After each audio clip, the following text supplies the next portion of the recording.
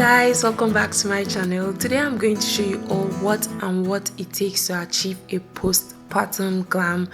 And what I mean by that is after giving birth, the pictures you take with your baby and all of that. So right behind her is her husband giving her all the moral support. You know what I mean now.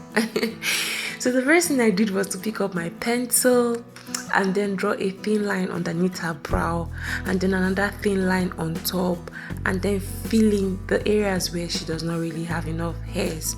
But before we proceed with this video, if this is your first time of watching me, please do not forget to hit the subscribe button. Please subscribe. You're going to definitely enjoy my videos. Subscribe, like, share. There's someone that might actually need this video and you just might be helping that person out there. So after drawing the brow, I went ahead to conceal the brow. So I'm going to use the Zickel concealer that is about 3 tones lighter than that of her skin tone, and I'm just going to conceal underneath the arc like this because you want to highlight just that area. And then after highlighting with a concealer, you have to go in with her foundation that is in her shade. So I'm using Zickel foundation in the shade 025. So I'm just going to apply that underneath the brow right there, and then blend the 2 shades of concealer just like this, just the same way you can see me do. Thereafter, I'm going to move over to the top of the brow, and I'm going to conceal the top of the brow as well. So I'll be going in with the same shade of foundation that I used underneath her brow, that is in that of her skin tone, and I'm just going to conceal the top of the brow like this. So I'll repeat the same thing that I did on the other part of the brow. When you're drawing the other brow, you need to make sure that they look similar. They may not necessarily look like twins, but at least the brows should look like sisters. So this is just me concealing the top of the brow on the second part.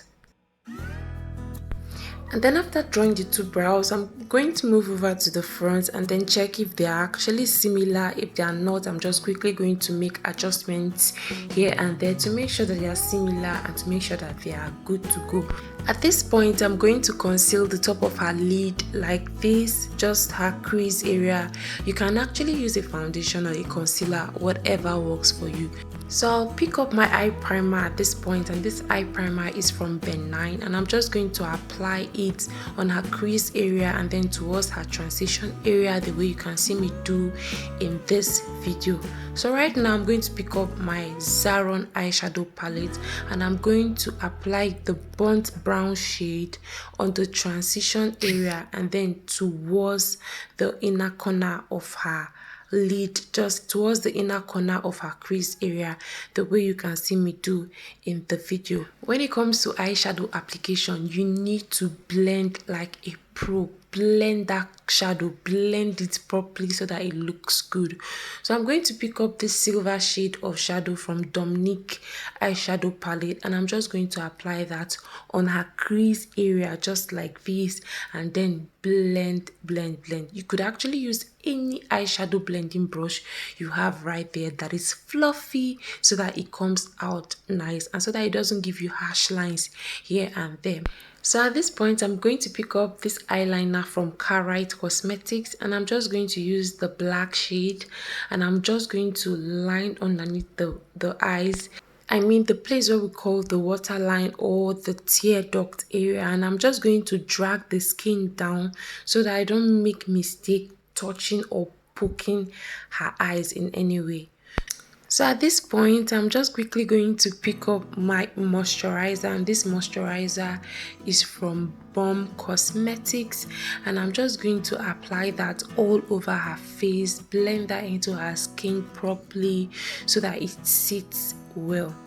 So after doing that, I'm going to pick up this hydrating serum from Zaron Cosmetics, and I'm just going to apply that all over her face. Not to worry, my hands are washed, they are very clean. I'm just blending using my fingers just so that it can blend generously into her skin and so that it can give me the effect that I'm going for. So right now I'm going to pick up my face primer, and this face primer is from Flawless Ivy, and I'm just going to apply that on her T-zone areas, which is underneath the eyes, the forehead, the jaw, the nose, and just in between the lips right there. The areas are where she can easily sweat. So that's what we are doing. We're just going to apply it on the forehead, the underneath the eyes, the jaw, the nose, and at the top of the lip right here. So once you're done doing that, blend.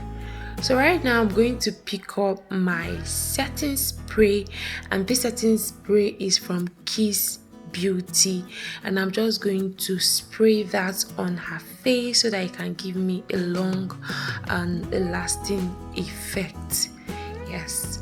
So at this point, I'm going to pick up my foundation, and this foundation is from Zikel Cosmetics in the shade 025, the same foundation we used underneath her brow. Yeah, so I'm just going to pick it up and then apply that using my beauty blender, and I'm going to apply it generously on her face. I'm just going to apply it all over her face. So all you need to make sure you do is to dab. Don't drag the beauty blender or the brush that you're using. The funny thing is I really do not know how to use brush. Yeah, that's me. Maybe because I've not really studied the act, I prefer to use beauty blender because it makes the work really neat, and the beauty, everything just blends and sits properly. Well, that's me. I've never really used a brush because I really cannot deal with the lines all over the face. So at this point, I'm going to go in with a darker shade of foundation on the forehead just so that it blends properly with her neck, and then towards her cheekbone. I'm going to apply that on the forehead and then towards her cheeks. Yeah, and then underneath the jaw so that it blends properly, and just so that it looks like her neck. So right now I'm going to pick up this concealer, and this concealer is from Flawless Ivy, and I'm just going to apply that underneath her eyes, her jaw, forehead, and nose, basically on her T-zone areas. I guess you remember the point where we applied the face primer on her T-zone areas. Yes, that's what we are doing. So right now I'll pick up my beauty blender and then blend everything. Remember to tap on the skin, do not drag, because you really want a very clean and a smooth work. So make sure that you tap on her skin, do not drag. So when you get towards the eye, which is underneath the eye, tell her to look up and then blend that delicate area properly. The skin underneath the eye is very sensitive and delicate, so you need to make sure that you blend properly. I've had clients come in and before you know, they start tearing up. So take your time to do that just so that your work comes out really clean and nice. So I'll pick up this powder palette from Cheek Cosmetics, and I'm just going to apply using her shade of powder.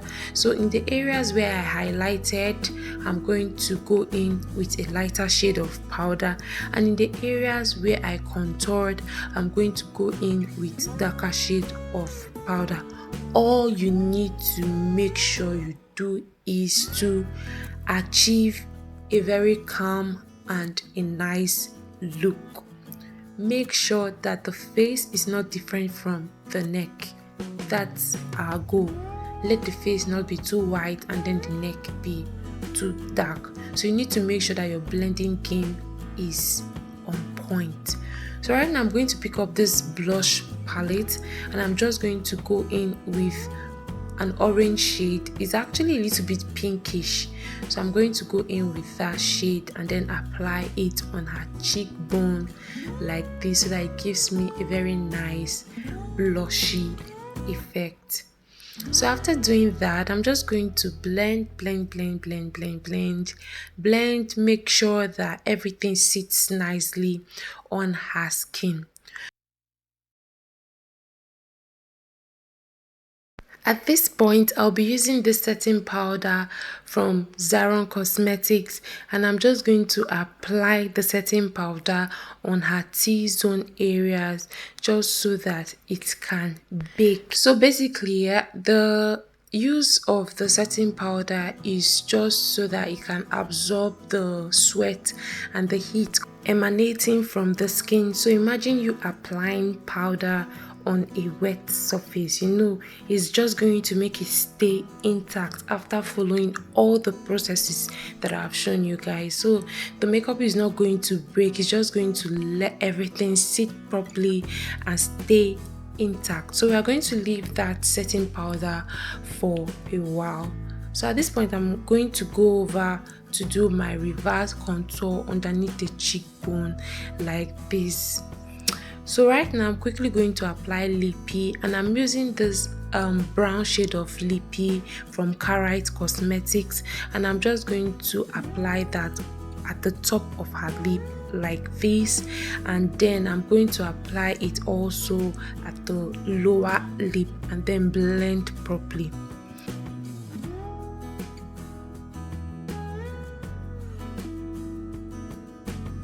So at this point, I'm going to go over with a pink shade of Lippy. I'm just going to apply that at the lower lip and then blend it towards the upper lip. Just make sure that you blend properly so that everything comes out nice. So you could actually leave it as matte, or you could make it glossy, whatever works for you. I actually did make mine glossy and it came out really nice. So after applying that, I'm quickly going to dust off the excess powder on her face. You could leave the setting powder on her face for about 5 minutes or 7 minutes. Yeah, so just leave it on her face for about 5 to 7 minutes so it's going to bake properly. So right now I'm going to dust off the excess setting powder from her face. So this is me trying to contour the nose just a little bit so that it can look pointed, so that it can give me that sharp and pointed look. So right now I'm quickly going to highlight the top of her cheeks like this using a gold shade of eyeshadow from Zikel Cosmetics, and I'm just going to quickly highlight the cheeks like this.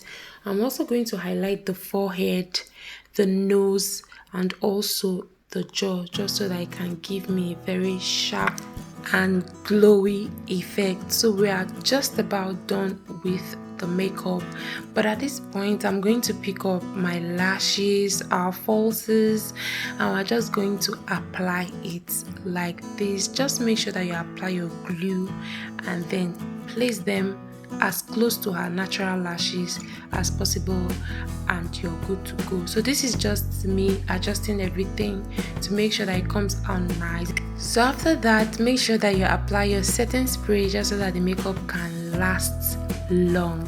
Thank you guys so much for watching. I do hope that this video has been helpful.